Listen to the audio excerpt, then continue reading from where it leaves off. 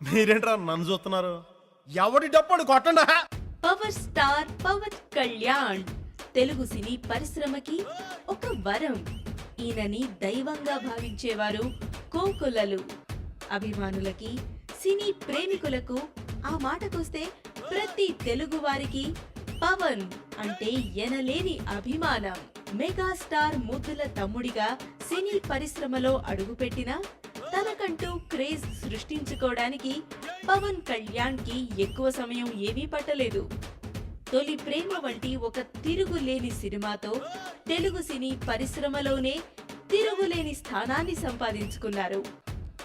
పవన్ విజయ పరంపర 12 సంవత్సరాలు విజయాలు లేకపోయినా గబ్బర్ సింగ్ గా దూసుకురావడం దగ్గర నుండి అత్తారింటికి దారేది అంటూ బాక్స్ ఆఫీస్ రికార్డులను కొల్లగొట్టడం వరకు పవన్ గురించి మనకంతా తెలుసు.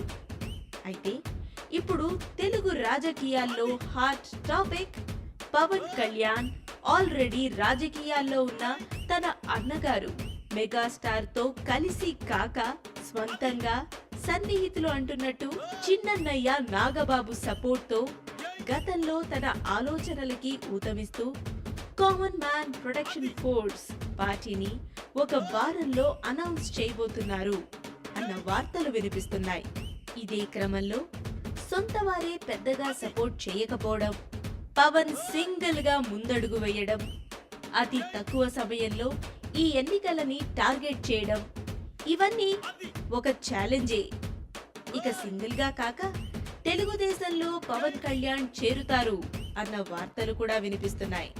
మరి హీరోగా తనకంటూ జీవన శైలిపై జీవించడంపై ఇలా ప్రతి అంశంలో కొన్ని విలువలున్న పవర్ స్టార్ రాజకీయ ప్రస్థానాన్ని ఎలా కొనసాగిస్తారు? అసలు ఈ రాజకీయ ప్రస్థానం సాగుతుందా, లేక రాజకీయాల్లోకి రావాలన్న ఆలోచనని పవన్ కళ్యాణ్ టక్కున మార్చుకునే ఉద్దేశం ఏమైనా ఉందా? అస్సలు లేదు.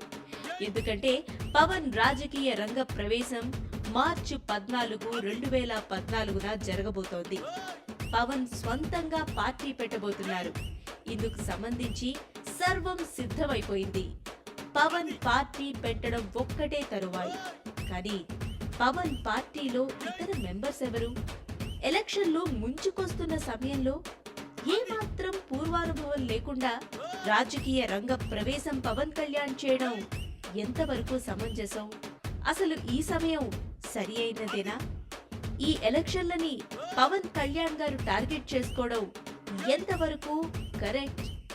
అయినా 6 నెలల క్రితమే పార్టీ ప్రణాళికను సిద్ధం చేసిన పవన్ పార్టీ పెట్టడంలో ఇంత జాప్యం ఎందుకు చేశాడు?